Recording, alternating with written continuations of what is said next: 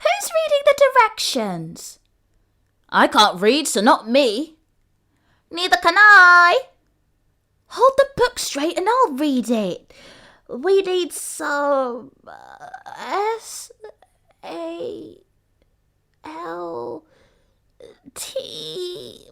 Oh, baking soda. Okay, how much? A pinch? How much is that? I don't know, just add the whole bag. The kitchen was filled with fluff, powder, and chittering. There were egg yolks on the ceiling, flour on the floor, and, despite their best efforts, the grandkids couldn't figure out how to turn on the oven. The cake recipe they were using was the same one that Oji turned to every year, but didn't use. He always opted to buy a cake in the end for one reason or another, but the grandkids wouldn't give in to that. No, the grandkids would make this cake! Except it didn't look like a cake, really. It looked like a giant, gooey monster with egg yolk eyes and a creepy vanilla essence smile on its powdery skin. They all stood up on each other's shoulders and stared at the blob inside of the bowl. It's not alive, right? Skipper asked. Of course not, silly, Pickney scolded, then looked again at the mush and gulped. But it doesn't exactly look dead either. Butter, being one of the oldest Cloudlings, was past the age of seeing crocodiles in corridors. He could brush his own teeth and could mostly fly on his own. He was mature. He was a grown Cloudling now. The mess in the bowl was creepy for sure, but there was an easy solution. Just mix it, he said coolly. Mix it? Yeah. He began clambering up onto the table. Just like this! He'd seen Oba mix food before, and she made it look easy. But when he did it, the spoon didn't move at all. He strained and struggled, yanked and pulled, but the spoon remained stuck in the butter block that had been dumped in the middle. Meanwhile, on the other half of the room, the younger Cloudlings pulled out the paper chains and origami snowflakes that they'd shoved under the sofa. They were pretty dusty now, but there was enough to pretty up the walls. The only issue was how they'd get them up there. They couldn't simply reach at their size, and they couldn't really fly either. So naturally, the only option was to climb. The Cloudlings began to clamber up like crabs in a barrel, chaotically stacking up and pulling each other down. I want to be at the top, cried Hee-Haw. Well, you're fatter, so you should be at the bottom, cried Hee-Haw. I am not fat. I just eat well. Musco, who had been asleep this whole time, finally rolled out of bed and tottered into the kitchen. Guys, you're being so loud. What's going on? Great timing! They all turned to him at the same time and clamoured for his assistance. Tell her to hold me up. Can you turn on the oven? How do we stick this on the wall? Clutching his blankie tight, Musco tried his hardest to process all the information. But that was a hard thing to do when everyone was speaking and you'd just woken up from a good nap. One at a time, please. As the squawking continued, Butter's spoon decided it had had enough of wrenching through the unmixable mound and slipped from his grasp, sparking a chain reaction that, whilst not humanly possible, was entirely probable for the Cloudlings. It flew from his hands across the room and smacked Musco so hard that he tripped and fell. He toppled over, slipping on a butter envelope that had been left open on the floor, which sent him skidding into the crab stack of Cloudlings.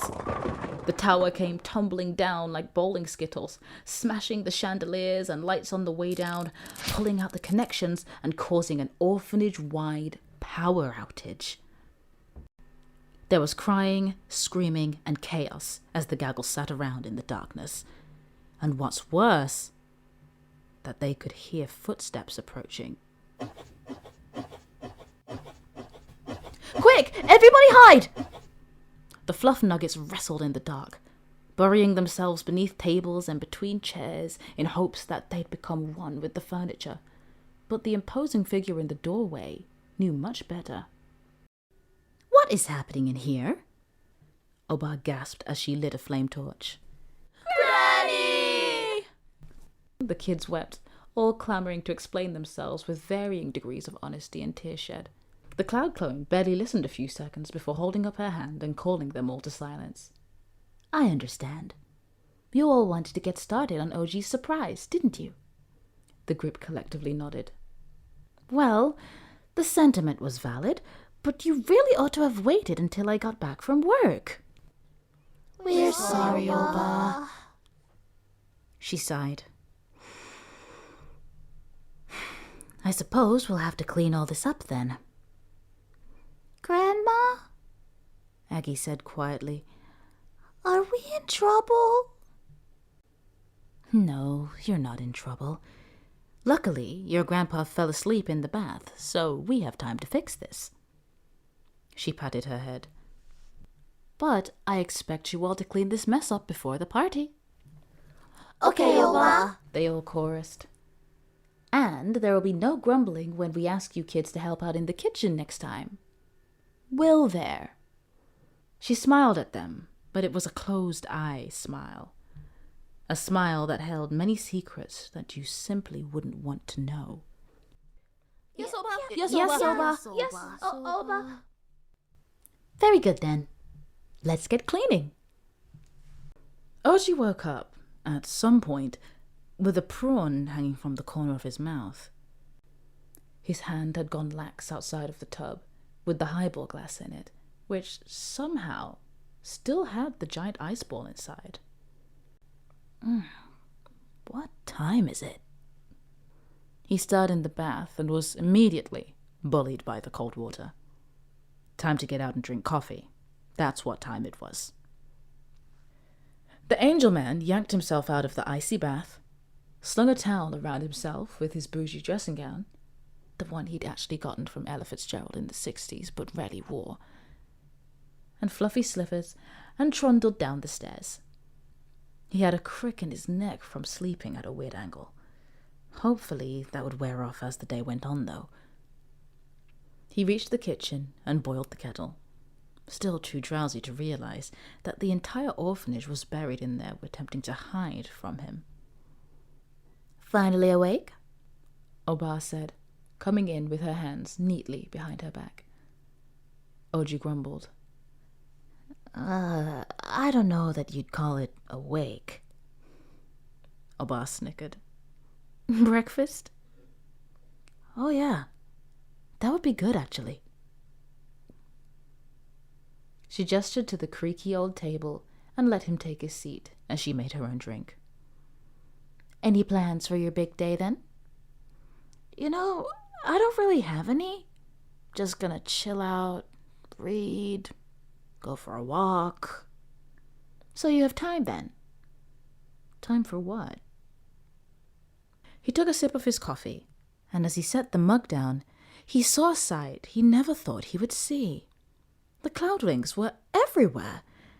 They were under tables and in bookshelves with streamers and color chains, and the older ones were very slowly and very organizedly bringing in platters of pancakes and fruits, chicken and waffles, and more lumpia than the mind could imagine. What is all this? He stuttered, surprised. Happy birthday, Grandpa! They all announced as the radio began to play across the room. You guys did this for me? They stayed up all night getting it ready. Aw, you guys, he said, eyes watering happily. Okay, it's for you, but you have to share it, okay? We all want breakfast now. Musco added, and the whole room began to laugh. It was daytime in the orphanage, and all sat down around the dinner table to make jokes and chow down. The making was merry, and joy filled the air as OG celebrated yet another good year. The meal was complete, and the dishes were cleaned. The music played loudly, and they all began dancing. OG spat on his head, and although he hurt his hip, this was the best birthday he'd had in a bit. Happy birthday, Gramps, boom, boom. Happy birthday, Gramps, boom, boom. Happy birthday, Gramps, boom, boom, boom, boom.